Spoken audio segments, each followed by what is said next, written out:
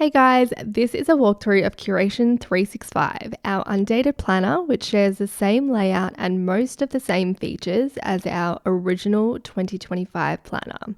The first thing you'll see is a QR code, which takes you to our how-to guide. It includes video tutorials on each section of the planner. Next up is a This Belongs To page, and then a little message from me. Now for the first official feature, the self-care menu. This is space for you to reflect on your definition of self-care and the type of rituals that help you rest and recover, as well as the activities that give you energy and the things that bring you comfort and joy. I like to think of this space as a personal self-care directory or a self-care cheat sheet for your future self.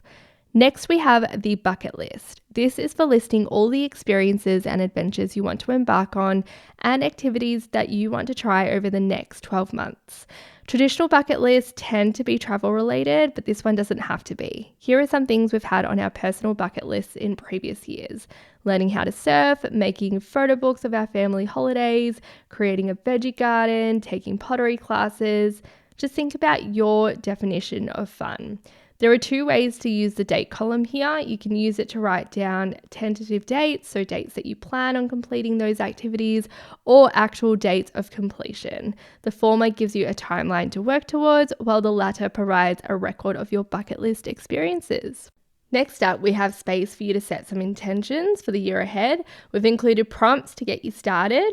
So this spread here is designed to hold those abstract, less tangible intentions that you might have, like improving your relationship with certain people or improving your self-talk or becoming more patient. The 4 boxes on the right here are for refining and categorizing your list of intentions so that when you flip back to this section, you can clearly see the areas you've chosen to prioritize. The mission statement framework is a goal-setting worksheet. It is space for you to write down your long-term goals and figure out a plan of action. It includes space for you to write down your why, which can be a very powerful source of motivation, especially when you feel that flicker of resistance and you want to quit. It's always great to flip back to your why and remember why you started. Another unique element in the goal setting framework is the journaling section. We've included 4 journaling prompts to help you work through any fears that might be holding you back. There's also a progress bar for you to shade in and a section to set some milestones because, as we all know, it's not just about crossing the finish line, it's about celebrating your progress along the way. And there are 5 worksheets here. The Habit Curator and Tracker are definitely the most loved features in Curation. This here is a framework for building new habits. It shows you step by step what you need to do, what you need to focus on, and what you need to consider when building new habits. There are 8 worksheets in this planner. The Savings Curator is part savings planner, part savings tracker. It is designed to help you spend and save more mindfully. There's space to map out your goal and brainstorm ways to increase your income and or reduce your expenses.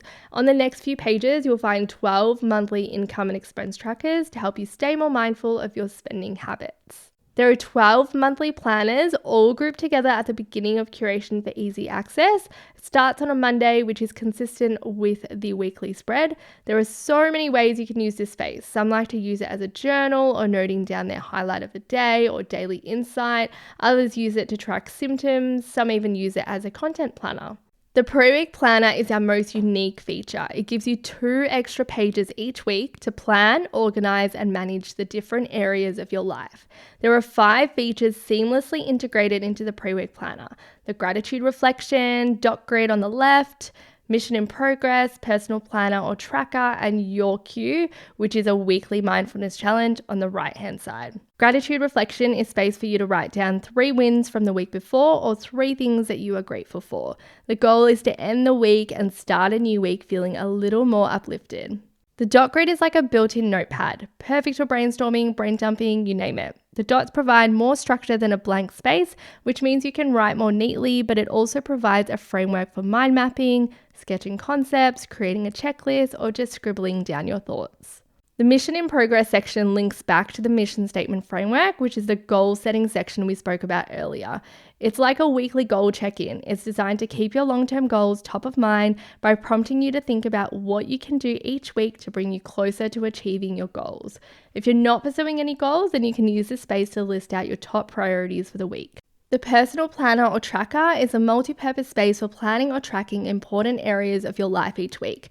This has become one of the most loved features in Curation because it is such a flexible feature. As you transition into different seasons and your priorities shift, you have the option to change what you plan and track. So you might use it to plan your meals, your workouts, you track your mood, create a study schedule, or track your kids' activities.